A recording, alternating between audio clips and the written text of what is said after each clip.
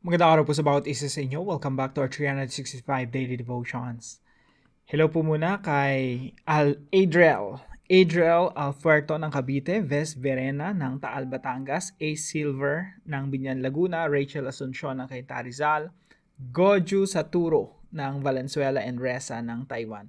Maraming salamat po sa inyong pagsubaybay dito sa ating channel. I hope kayo po ay nasa mabuting kalagayan.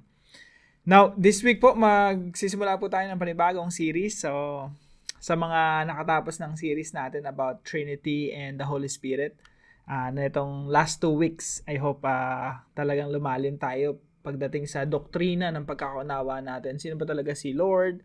At sino ba talaga yung banal na Espiritu sa ating mga buhay? Now, this week po, ang pag-uusapan naman natin ay patungkol po sa kaligayahan, joy. So po yung series natin ay 7 Secrets to a Joyful Life. Kung theological yung nakaraan, no? Ngayon medyo theological pa rin pero more on ano po ito? Very practical. 7 Secrets to a Joyful Life. Sabi po ng ating Panginoong Jesucristo, I have told you this so that my joy may be in you and that your joy may be complete. So, ang ating Panginoong Jesucristo, meron siyang tinutukoy na kaligayahan. At itong kaligayahan na ito, hindi ito kaligayahan ng mundo, kaligayahan ng, what the world can offer. Sabi ng Panginoong Jesucristo, this is my joy. Merong specific joy, merong specific na kaligayahan na galing talaga sa Panginoong Jesucristo. Sabi niya, I've told you this so that my joy may be in you and that your joy may be complete. Meron palang kompletong kaligayahan na nagmumula sa ating Panginoong Jesucristo. So this week po, ito po yung tatalakayin natin. Medyo malalim at the same time practical. So 7 Secrets to a Joyful Life. Ito po yung pinakatema natin this week. Now magsimula po tayo sa verse na ito, Psalm 103 verse 2. Ito po yung verse natin for today. Sabi po ng sumulat ng salmo na ito, Praise the Lord, O my soul, and forget not all His benefits. Purihin mo ang Panginoon o kaluluwa ko, at huwag mong kalimutan ang lahat niyang mga biyaya. So, ang ganda ng salmo na ito sinasabi niya sa kanyang sarili, kinakausap niya yung sarili niyang spirito. Sabi niya, Praise the Lord, O my soul, and forget not all His benefits. Huwag mong kalimutan lahat ng mga pagpapala, biyaya ng Diyos na ibinigay niya sa iyo. So, this week, 7 talakayan po ito, no? Magsimula po tayo sa gratitude. Count your blessings. Gratitude. Pag sinabi po natin gratitude, ito yung pusong punong-puno ng pasasalamat. Alam niyo po, pag meron kang isang tao na tinulungan, tapos kitang-kita mo sa mukha niya, nagniningning yung kanyang mga mata, tuwan-tuwa siya dahil tinulungan mo siya.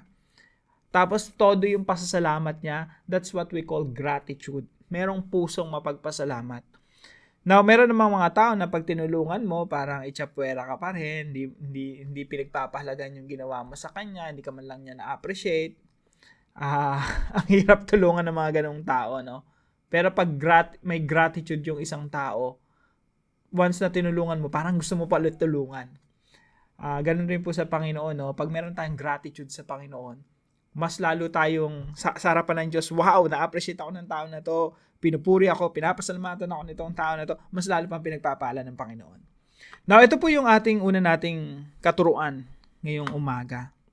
Gratitude recognizes God's goodness. Yung gratitude, yung pusong mapagpasalamat, kapag meron tayong ganon, no? Gratitude, nire-recognize natin yung kabutihan ng Diyos sa ating mga buhay. Yung character ng Diyos, na yung Diyos ay mabuti sa atin. Now, gusto mo bang magkaroon ng kaligayahan? Gusto mo bang sumaya bilang Kristiyano? Well, tayo mga Kristiyano kasi hindi naman laging happy. Pero, merong laging joy. Magkaiba yung joy and happiness Yung happiness, madalas yan based on feelings. Pero yung joy, it's not just a feeling More than that. Kaya pag sinabi sa Bible, rejoice in the Lord always. Hindi naman sinabi sa Bible na be happy always. Yung happiness kasi mababaw siya Yung mas malalim, yun yung joy. na kahit marami kang problema, marami kang pagsubok na pinagdadaanan, you can rejoice. Kaya sinasabi ni Apostol Pablo, while he was in prison, nakakulong na siya yung nabilanggo. Ini-encourage niya yung mga taga-Philippi, yung church sa Philippi na rejoice in the Lord always.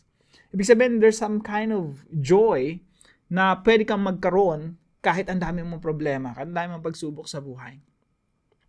Now, maaari tayong magkaroon ng ganong klaseng kaligayahan kung meron tayong gratitude. Punong-puno tayo ng pagpapasalamat sa mga bagay na ginagawa ng Diyos sa ating buhay. Yung nakikita mo yung kabutihan ng Diyos sa iyong buhay sa kabila ng mga problema natin, sa kabila ng mga pagsubok na pinagdadaanan natin. So, gratitude recognizes God's goodness. Ibig sabihin po, may problema ka pang, I'm sure, no, lahat tayo may mga talagang challenges na pinagdadaanan sa buhay kasi hindi naman talaga madali ang mabuhay dito sa mundo.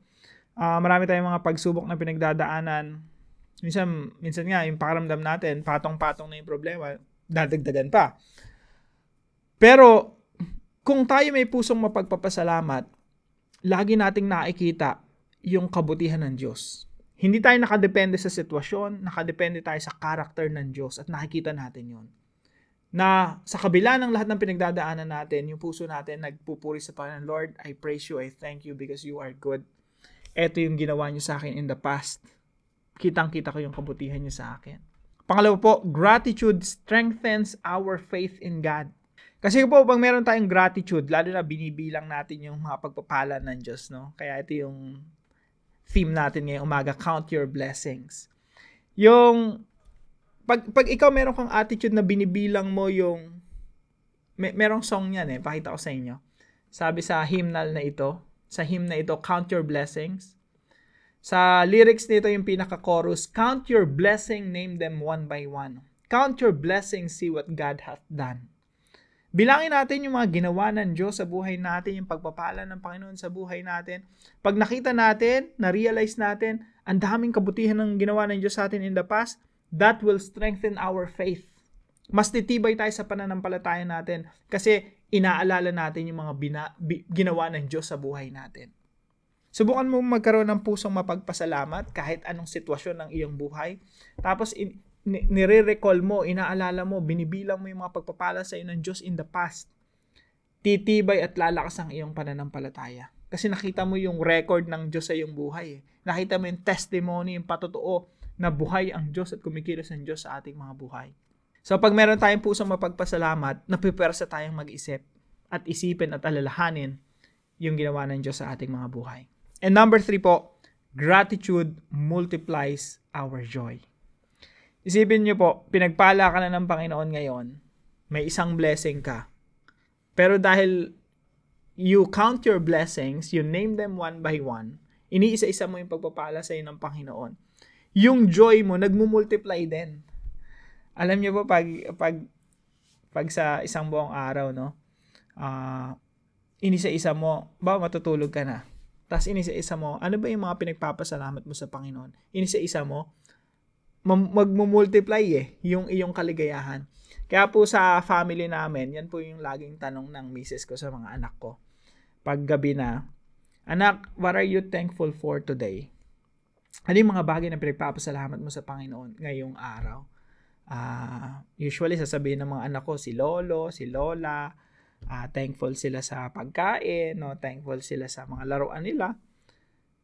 Pag inaalala mo talaga yung mga bagay na pagpapasalamat mo, mumultiply yung iyong kaligayahan Kasi makikita mo talaga yung mga pagpapala ng Diyos na ibinibigay niya sa atin, maging mga pagpapala na hindi natin hinihingi, pero ibinibigay ng Diyos. So, gratitude multiplies our joy. Now, paano po natin to i-apply sa ating mga buhay? No? Praise the Lord, O my soul, and forget not all His benefits. Lagi nating inaalala yung mga pagpapala at biyaya ng Diyos sa ating mga buhay. So, ito po yung pinakaunang application. Very practical. Enumerate. Pag sinabi na nating enumerate, kung meron kang notebook dyan, ilista mo. No? 5 things we are thankful for daily. Magandang attitude po ito. Enumerate 5 things we are thankful for daily. Kung meron kang diary, meron kang journal, meron kang devotional, notebook, araw-araw, sulat mo yung blessing ni Lord sa'yo. Lalo na sa panahon na ang lungkot-lungkot mo, dismayado ka, frustrated ka sa trabaho, palpak yung mga ginawa, mga decision mo that day, tapusin mo yung araw sa enumeration. 5 things. Ano yung 5 bagay na pinagpapasalamat mo sa Panginoon? There was a time na sobrang frustrated ako nung araw na yon, dami kong palpak na ginawa, no? Tapos frustrated ako, sayang yung araw ko. Pero pag iniisip ko, Lord, salamat sa family. May family ako. Salamat sa mga anak ko, salamat sa relationship na meron ako, salamat sa kinain ko kanina, salamat may hininga pa ako, malakas pa ako, wala akong karamdaman.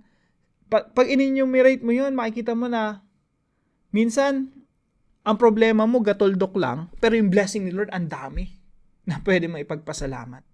Pag meron kang ganitong attitude, magiging positive thinker ka. Magkakaroon ka ng positive outlook sa iyong buhay. So, pangalawa po, compare your past years to the present. Ikumpara natin yung mga nakaraang taon natin sa kasalukuyan. Makikita niyo po yung difference. Kung yung kahapon nga, tsaka yung ngayon, meron ng difference eh. How much more kung ikukumpara mo yung panahon ngayon, ngayong buwan, ngayong taon, sa mga nakaraang taon. Ako po, ito talaga yung ginawa kong pinaka-practice. Kapag marami akong frustrations, ang lungkot-lungkot ko, marami nangyayari sa buhay ko na, hindi maganda, lagi akong tumitingin sa nakalipas, 20 years ago.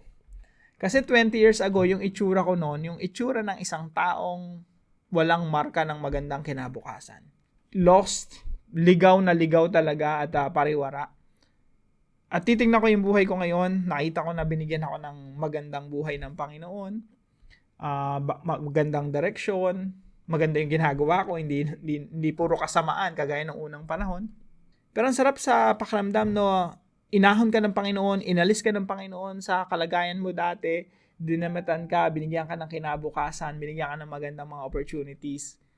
Ako, gustong-gusto ko yung ginagawa ko ngayon. So, compare your past years to the present. Madalas po kasi mga kapatid, pag meron tayong mga problema, kahit yung maliit lang na problema natin, minsan namamagnify, doon tayo nakatuon doon tayo nakafocus. Nakakalimutan na natin yung grand scheme, yung kabuuan ng istorya, na mas malaki pala yung napakagandang ginawa ng Diyos sa buhay natin kesa dun sa mga maliliit lang na minsan ang problema natin, wala lang tayong pambayad ng kuryente, no? Pero makita mo yung blessing ni Lord, yung ginagawa ng Diyos sa buhay natin, napakaganda, napakalaki, napakalawak. So, compare your past years to the present. And number 3, focus on the spiritual and eternal blessings. Ang pagpapala ng Panginoon, yung mga benefits dito, hindi naman po yan puro material lang eh. Mga opportunities, pwedeng trabaho, kabuhayan. Meron pang masigit pa ron eh. Yun po yung mga spiritual and eternal blessings. Yun po yung pagpapala ng Diyos na hindi maiaalis sa iyo. Sabi po rito sa Psalm 103, praise the Lord, O my soul.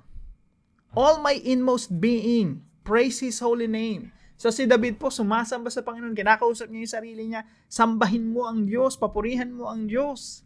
All my inmost being, praise His holy name. Praise the Lord, O my soul, and forget not all His benefits. Ano yung mga benefits na yon? Ano yung mga pagpapala na yon? Who forgives all your sins and heals all your diseases, who redeems your life from the pit and crowns you with love and compassion, who satisfies your desires with good things, so that your youth is renewed like the eagles. Yung pagpapala ng Panginoon, hindi lang talaga yung mga material eh. May mga spiritual blessings and eternal blessings. The fact na pinatawad ka ng Panginoon sa iyong mga kasalanan, wow, no? That's a blessing from the Lord. Now, para po sa ating discussion, why is it important to remember and count our blessings, naming them one by one? So, sagutin po natin ito sa ating mga discussion groups. At para po sa ating panalangin, sabihin natin sa Kanya, Lord, Heavenly Father, thank you for your goodness that I see every day. I know that every good thing comes from you. and I'm grateful for your many blessings. Help me to trust you more and to remember that gratitude strengthens my faith. As I look back at my past, I see how you have always been faithful. Today, I focus on the spiritual and eternal blessings you have given through Christ. Fill my heart with joy and remind me to count my blessings every day. Thank you for your unchanging love and grace. In Jesus' name, amen and amen. Salamat po sa katuwang natin sa devotion natin na ito. Partner natin si Kuya Romy. Pagpalain po kayo ng ating Panginoon. At kung kayo po may natutunan sa devotion natin, ipaalam nyo lang po sa comment section right below this video. And please don't forget to share this devotion to your family and friends. God bless you po. See you po tomorrow 5 a.m. dito sa ating Daily Devotion.